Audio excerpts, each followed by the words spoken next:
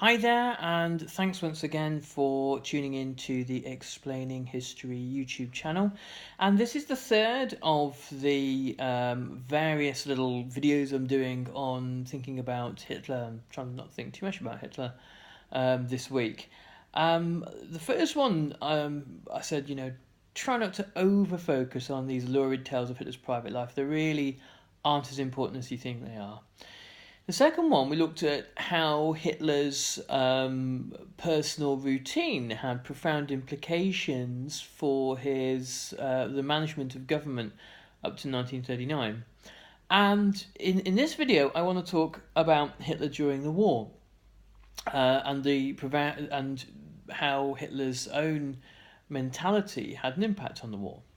Okay, so the first thing to note is that for Hitler, there's a profound transition from peacetime to war in terms of workload and effort.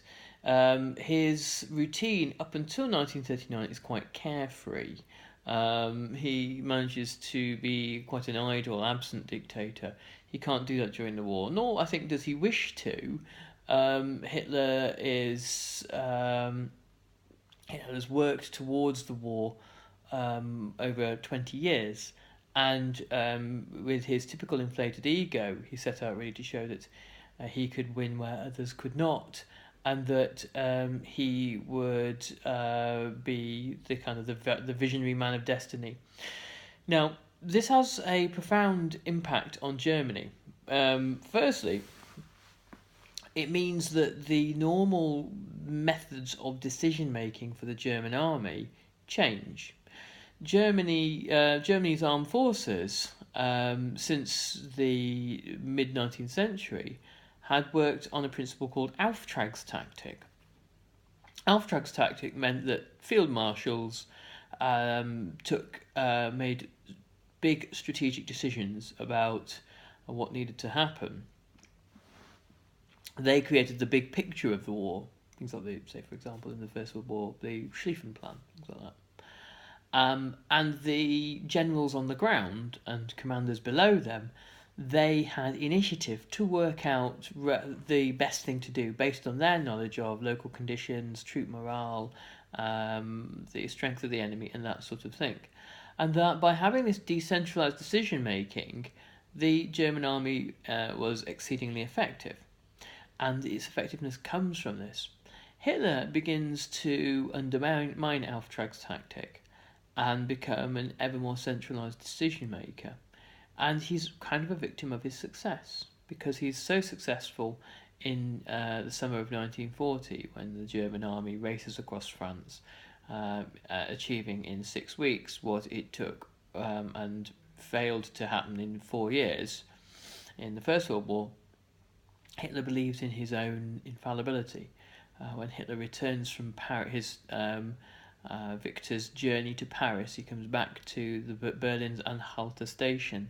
He's cheered by adoring crowds, and sort of garlands are thrown before his feet. And this is for a narcissist like Hitler, this is no good.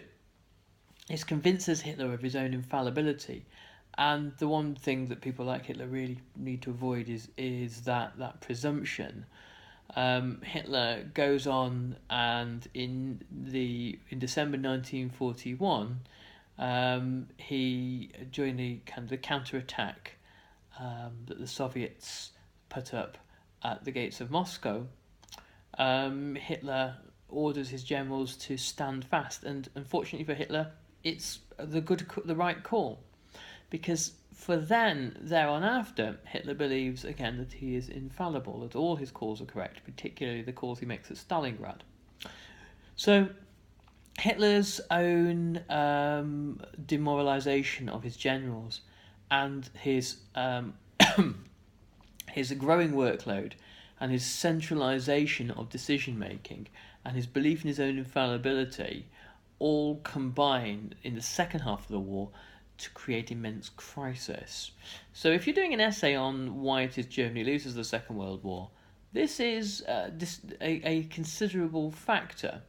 One piece of evidence that would suggest that is his decision to delay releasing panzers to Normandy in the 48 hours after D-Day, which allowed the Allied armies to come ashore and become established, because he was convinced that D-Day was a ruse and the real attack was coming at the Pas de Calais.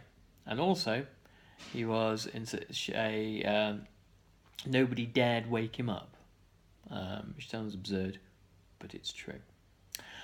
Okay, well, I hope you found that useful, and we'll continue with these little snippets throughout the week. And next week, we'll be looking a little bit more at Soviet Russia. So, thanks very much. All the best. Bye bye.